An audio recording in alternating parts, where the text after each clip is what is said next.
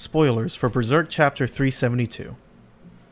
So, this chapter finally came out. We've been waiting, I actually don't know how long, but it's been a while. And they were cooking. They were cooking.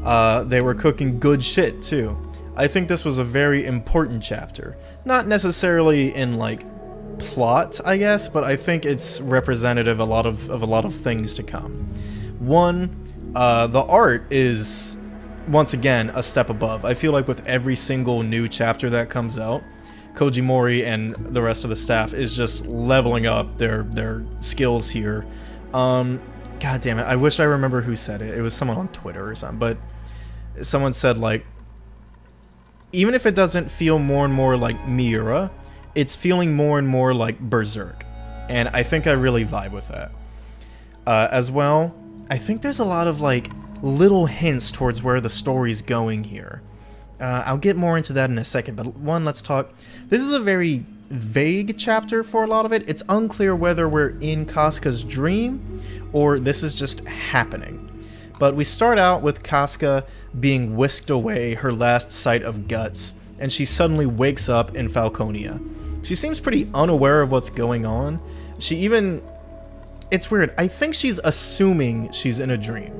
That's what my assumption is. I'm not positive. Maybe this is actually a dream, but I think she's just assuming she's in one, and then later on when she discovers, or she realizes she's not in one, that's when she snaps. I don't think she's waking up. I think she's just realizing, oh fuck me, this is real.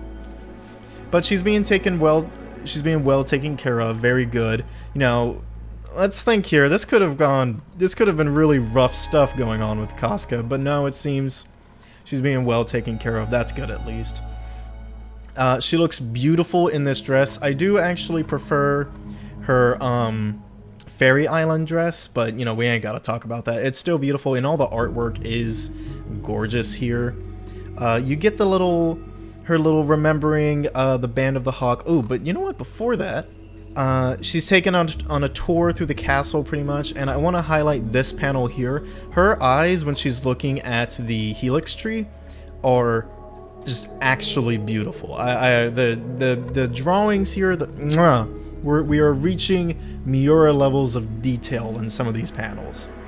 No disrespect, of course. I think Mori's doing a very good job. But yeah, we're going along here. You get a moment of Casca remembering the Band of the Hawk because it's mentioned, or possibly she's just remembering comrades and she's remembering Farnes and the rest of the gang. But she sheds a tear. Everyone's like, oh no. I think that's, you know, usual Berserk stuff. Here's one thing that gets me is she's just interacting with these children quite normally. This is, I think, the biggest evidence towards she's been here for a while. Like, this isn't her first day here. I don't know. It's weird. It is weird, because all these children seem pretty, like, used to her, which, I mean, Falconia is basically a paradise, so they probably wouldn't, like, take any umbrage with a new lady being nice to them. I just don't know what's going on.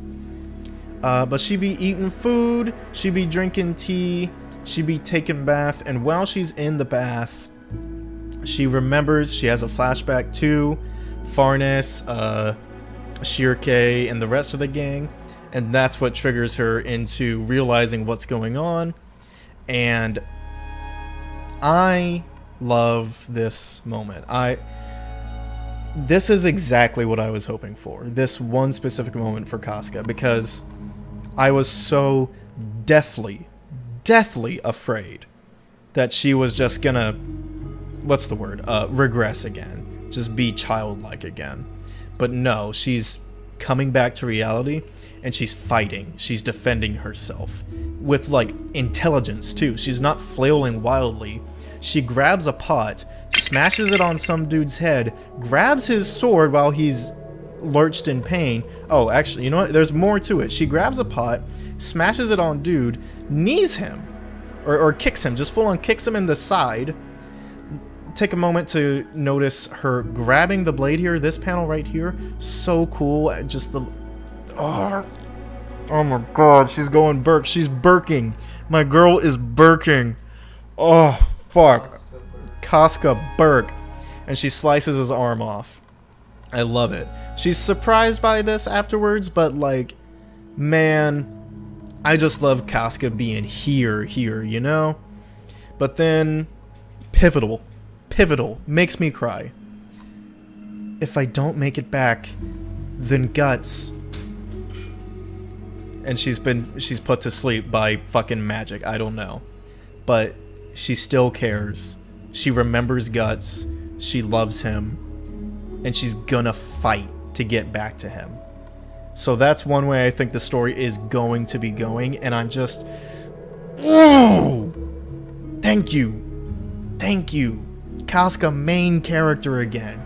Active protagonist. I love it. This makes me so happy. Also, she's just gorgeous. She is slaying. So we cut back to Griffith. Everyone's informing her. Irvine... I don't remember Griffith's friends' names, bro. I don't. I'm sorry. But he says the bird now dozes peacefully in her cage. Her flight is over.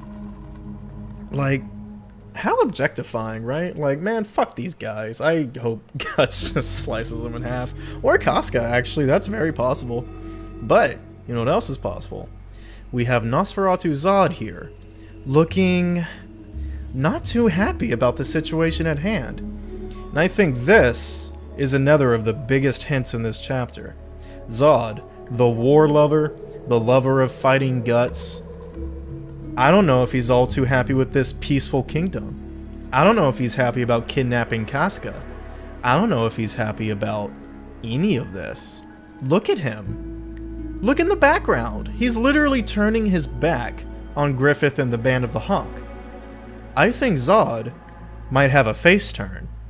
I think Zod might become a good guy. Maybe he'll go and join Rickard and them. Who knows, but like, dude, it would make sense. Zod's always been like the most independent apostle. All he cares about battle. All he cares about is battle. All he cares about is fighting. And Griffith is going towards such a direction that like, no, no fighting, no war, only peace in Falconia. And like, I'm just wondering. I'm wondering if Zod is gonna... I mean, let's be real. Zod's favorite person is Guts. This is undeniable. I think he likes Guts more than Skull Knight, you know? I think Zod could really... I've made my point. And then finally, we end on Griffith saying they're gonna head towards the east. I don't know what's east. No one does. I've looked on the internet. No one knows what he's really talking about. Maybe it's the Kushan Empire. Don't know why they'd head there. Maybe Griffith is trying to expand his territory. I don't know. That would be surprising to me, because I was operating under the assumption that Griffith wanted to just have Falconia and let the rest of the world be fucking horrible, right? But maybe he's trying to expand a bit. I mean, that's not weird for a king in a kingdom to want to do. And finally, I do want to talk about this panel of Griffith here. This is a really good drawing of Griffith, because, how do I put this? He has the otherworldly beauty that Miura wanted to portray him with, right? And he did do that. He did. Sorry, you might hear the air fryer in the background. Miura wants to portray post-femto Griffith with otherworldly beauty, right? Absolute radiance. And he did that correct. He did it. He absolutely looks that way, especially in like Falcon of the Millennium Empire arc, right? But he's such a perfect looking guy. He's cute, you know? He's almost like cute. This drawing of Griffith, he's perfect, he's beautiful, but you know what else he looks like? He looks like a motherfucker, bro. This is a villain. This is a villain right here. And of course he's feeling good about himself. He probably, due to, you know, the Moonlight Boy, Casca was probably his one weakness, and now she's in a spot where he can, like, make sure she's not going to put him in a vulnerable position. So he is probably feeling really good about himself. Maybe that's why now he's trying to expand eastward, is because he wasn't feeling confident with that glaring weakness on his part. But now that he thinks he has it under control, he can venture out and conquer new land. I wonder what he'll meet there. Maybe it'll be Rickart in the gang. Maybe it'll be Guts in the gang. Who knows? And finally, we end on what is probably one of the most uplifting end things at the end of a Berserk chapter I've ever seen. Continues May 26th. Now, if you see here, if you scroll a little bit more, you'll actually see May 26th, 2024. No, I'm kidding. But yeah, only 1 month. It's going to be a monthly manga until, well, it could just be this one time, but hey, more is coming, and soon. They've been cooking. I think they've been doing a lot of prep work. They've been Lord of the Ringsing it. Years of pre-production, and then finally we're just going to explode onto the scene, you know? Continues May 26th. Thank God. Thank you, Kojimori and team. Y'all are doing Miura well. Y'all are doing these characters well. Y'all are doing this world well so far. Every chapter has been better than the last, and I am so ready to see where everything is going here. And you know one final thing? I will admit, whenever we jumped back to Falconia, it was always like, oh, I'm much less interested in this, you know? I'd rather be with Guts and gang. Now that Casca is here, I'm going to be just as interested to see what's going on. So, problem solved with that, huh? Maybe that was more of a personal problem on my part, but I think a lot of people shared it, where it's like, come on, man, I don't care about Griffith politicking. I mean, I do care, it's interesting, it's cool, but I care more about what's happening with Guts and the gang, because they're doing some, like, really important shit right now.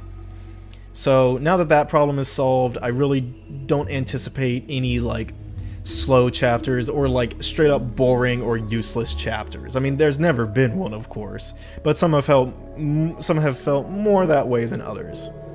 Either way though, I'm gonna see you guys next week. You know I'm already gonna be there. I'm already gonna be there.